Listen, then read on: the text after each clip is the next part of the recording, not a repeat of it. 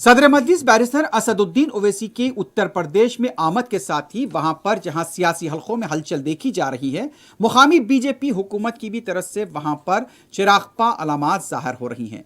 जैसे कि बताया जा रहा है कि सदर मजलिस बैरिस्टर असदुद्दीन ओवैसी ने गुज़िश्ता रोज़ बाराबंकी में एक जलसे से खिताब करते हुए एक मुकामी मस्जिद की शहादत को लेकर मसला उठाया था।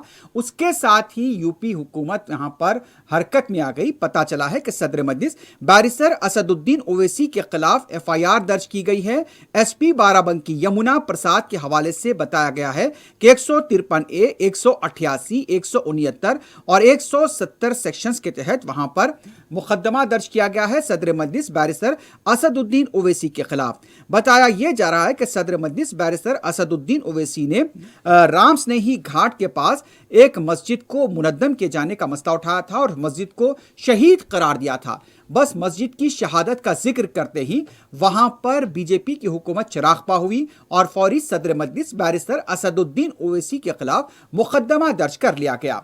उत्तर प्रदेश की सियासत में बैरिस्टर ओवैसी के कदम रखते ही हलचल देखी जा रही है।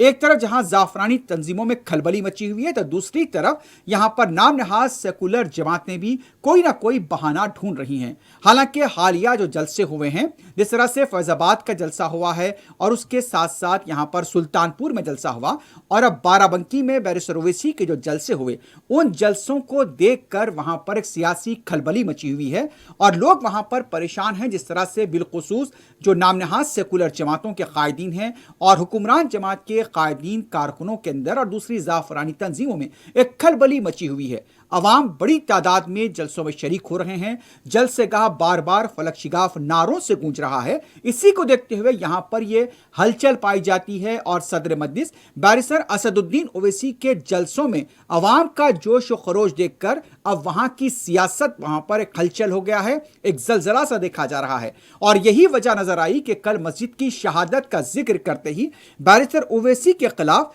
मुकदमा दर्ज कर लिया गया।